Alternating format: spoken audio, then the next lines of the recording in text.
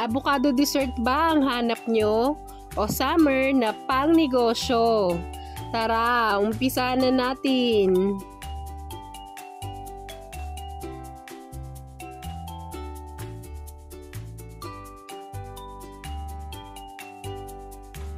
Ito po ang ating avocado.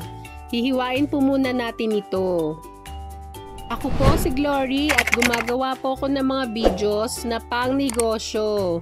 Please like and subscribe to our YouTube channel. Thank you and God bless. Ayan po, tatanggalin naman natin sa balat. Ito pong ating avocado ay nabili ko po sa Commonwealth Market. Nabili ko to per kilo ng 350. Kayo po, saan kayo madalas bumibili ng mga ingredients na paninda?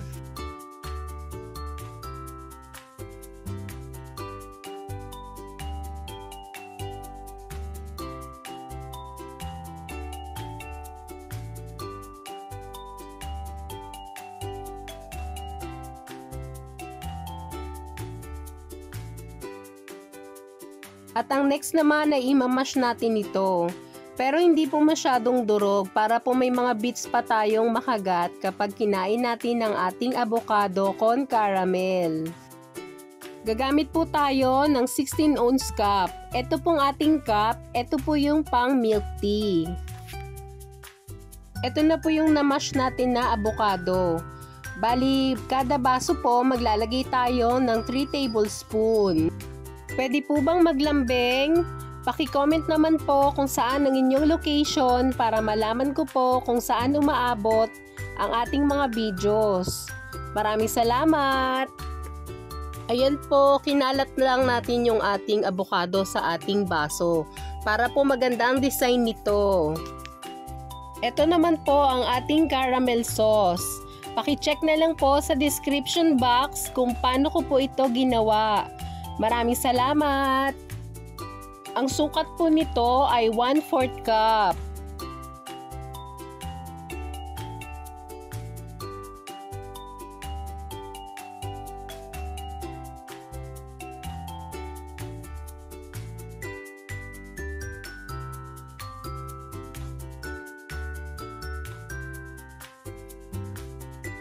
Ito naman po ang ating crush ice. Meron din po tayong video ng ating ice crusher. Paki-check na lang po sa description box. Ayan po, nilalagyan na po natin ng ice crush ang ating cup. Make sure lang po na napipress natin ito.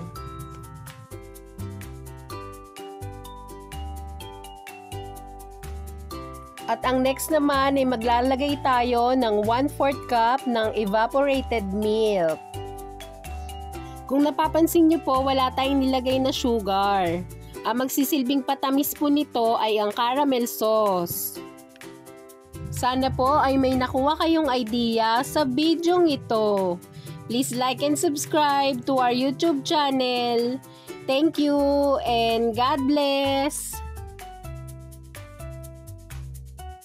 Please like and subscribe for more videos! Shout out po kay Manayomi Fionako 8383. Maraming salamat. God bless.